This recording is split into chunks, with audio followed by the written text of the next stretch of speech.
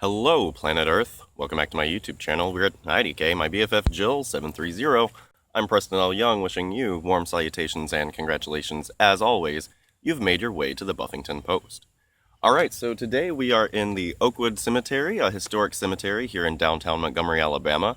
If you could look that way, which you can't, that would be the direction in which Hank Williams and his late wife Audrey are both buried. So it's pretty popular spot to come and visit here in Montgomery, and as we're going to move into Season 9, I thought, well, now that we're trying to get back to basics, let's hit the cemetery today. So yeah, we just finished up Season 8, and before we get into Season 9, there are a few things we need to keep in mind and just look out for as the season progresses. So here we go, it's Pregame for Season 9. You take the good, you take the bad, you take them both, and there you have the facts of life. The facts of life. There's a time you gotta go and show you grow, and now you know about the facts of life. The facts of life. When the world never seems to be living up to your dreams, and suddenly you're finding out the facts of life are all about you.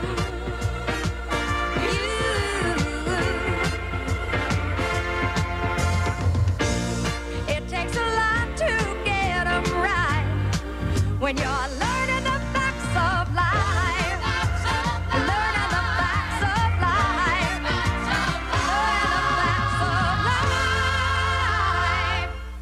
Okay, so Season 9 is going to be a lot different because there's no more magic. Buffy destroyed the Seed of Wonder, and now we are having to live in a world wherein magic is not easily accessible. Now, keep in mind, there are still a lot of Slayers out there. The Slayers and the demons, who just kind of naturally have power, they retain all of that, so they're fine. But the really interesting thing here is that Dawn herself is constructed of magic.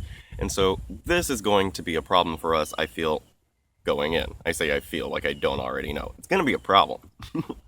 Alright, so we've also got Xander, and the interesting thing here is that as normal as Xander really is, he's never actually gotten a chance to lead a normal life. And so this is going to be something very new for him, on top of what Buffy's going through. You've got Willow. She's not going to be too thrilled for most of the season about the missing magic. And something else to keep in mind is that the Scythe, which is kind of the embodiment of the Slayer, aside from the Slayer herself, has been broken. And so this great symbol for Slayerhood and strength is broken now. Kennedy, she's gone. Willow sent her packing when magic died. But she's tough. She'll bounce back. We'll catch up with her a little bit later. Like I said, there are still a lot of Slayers out there, and so don't worry too much about Kennedy and the other Slayers. We will see a couple of them, but not a whole lot. Alright, so we've got Faith, and she has all of Giles' resources. And what's really interesting about this is we're going to learn a lot about Giles, like a lot more about Giles than we did when he was living. And so that's going to be really interesting, and it's going to give a lot for Angel and Faith to do on Angel and Faith. Now, keep in mind, there's this Igon tat that Giles has. It's gonna come back around. Whistler. We saw Whistler in the Riley and Sam issue, and we know that Whistler had gotten Angel involved in this whole Twilight situation, and so what's up with Whistler, and what exactly was Angel Twilight up to during Season 8 when we weren't seeing him? That's something we're going to explore a little bit more as well. We've got Simone, and of course I said she'd be back, and the way that she comes back will be fun-ish. Not necessarily for Buffy, but for the reader. Connor. We're going to catch up with Connor again this season, and I know that after Angel Season 5, you get Angel After the Fall, and after Angel After the Fall, there's, like, the other IDW published comics with, like, Angel and Illyrian Gun, and Connor's in there, but for all intents and purposes, I didn't read all that stuff, so I don't feel like I missed anything. So when we pick up with Connor, you can basically just think about him where we leave him at the end of Season 5 / Angel After the Fall. Gunn, we're going to catch up with Gunn. We're going to catch up with a lot of people from Angel's Rogues Gallery, although Gunn was only in the Rogues Gallery for Angel After the Fall, I guess. But yeah, he's a major player for sure. Illyria. Illyria will make her return, not with Angel, but actually in Buffy in Season 9, so As a lead up to that, we're going to do Illyria Haunted, so stay tuned for that as well.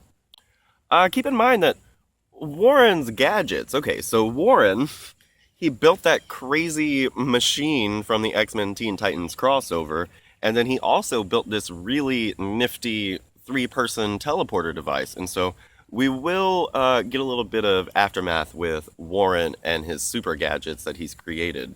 What else? We got Harmony. She's going to be back in the mix for a little bit.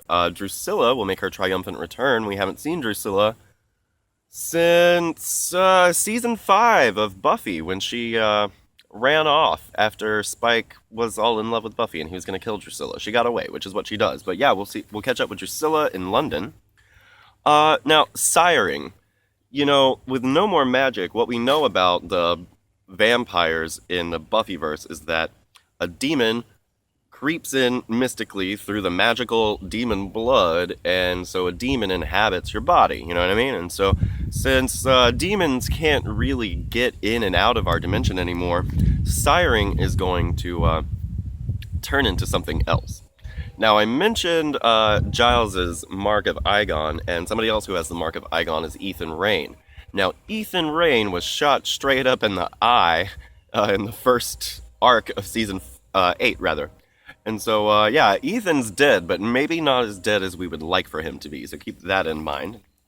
Yeah, we're gonna have little gay boys who decide that they can be the Slayer. And it's not like, with what we're gonna get, it's not somebody saying, oh, I want to be a woman, I want to be, you know, a female vampire slayer. It's just, you know, if you happen to want to be the Slayer, you can be the Slayer in season 9. So that's really interesting. We're gonna meet Sophie and Vin. I've got a Buffyverse discussion on them, but if you haven't gotten into season 9 yet, I'll hold off on them because they're just so great. And like I said, the dimensional doors are closed, basically, in our reality. Demons can't go back and forth, but neither can anybody else. So basically, if you were, you know, just moving through on your day and you happen to be on our dimension, when magic shut down, you can't get home. And so there are demons who can't get back to their home dimensions, and that'll be a problem during season 9. And about hopping dimensions, we have the senior partners. We will find out a little bit about what Wolfram and Hart and the senior partners are doing, because they hightailed it to a different dimension when they found out that Twilight was upon us. And so, yeah, they're definitely going to try and get back into our dimension, but it won't be through any way that seems possible. So all of season 9 is like the mission statement for Buffy. You know, we go so big in season 8, everything's so all over the place and over the top, and so like the mantra, the mission statement for season 9 was back to basics, and they're really going to try that. But where Buffy season 9 is back to basics, over on Angel and Faith in season 9, it's really just about attempting the impossible. Angel and Faith are going to test the limits of this new world without magic, rather than just kind of serve this world without magic. Now, something really interesting about season 8 in particular is that it feels a lot like season 4. Season 4 is just the same as season 8. You're taken out of the comfort of high school, you're taken out of the comfort of Sunnydale, and you just have all of these opportunities because it's your first year of college, and that's what season 4 is all about, kind of exploring what's possible for you. And season 8 does exactly that. And season 9 is a much more down-home story. Now, the interesting thing about it is season 9 is kind of going to fall into season 5 territory. Season 5 is the only season without Amy. It's the only season without Ethan Rayne. It's the only season without Jonathan. And so, since we take all of those really obscure things out of the show for that season, the story is a bit simpler. I know it's really complicated and convoluted with the whole key situation, but it's a pretty simple story because it's just keep Dawn away from that. And basically, Buffy is trying to make a simpler story for itself in season 9, but it's not going to ignore everything that's already happened. So keep that in mind. And I think the most important thing about season 9 is this is the only season where Buffy herself is not going to be in Sunnydale at all, which which is a very, very neat choice on the part of the writers. Now, it honestly doesn't make sense for Buffy to be in Sunnydale because it's not really Sunnydale anymore anyway. It's just the crater formerly known as Sunnydale, or Craterdale as I like to call it. So there are probably more things that you need to know going into Season 9, but this is a pretty good groundwork for you.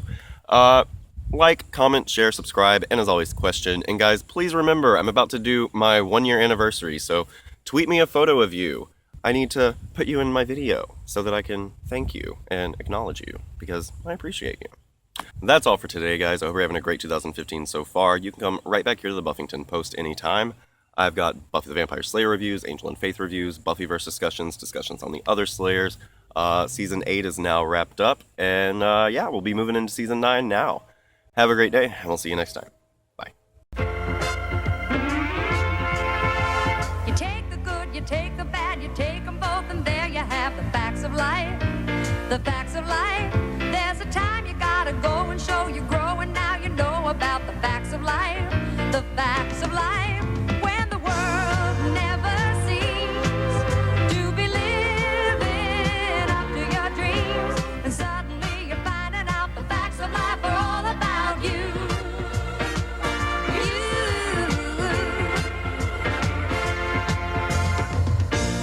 It takes a lot to get 'em right when you're alone.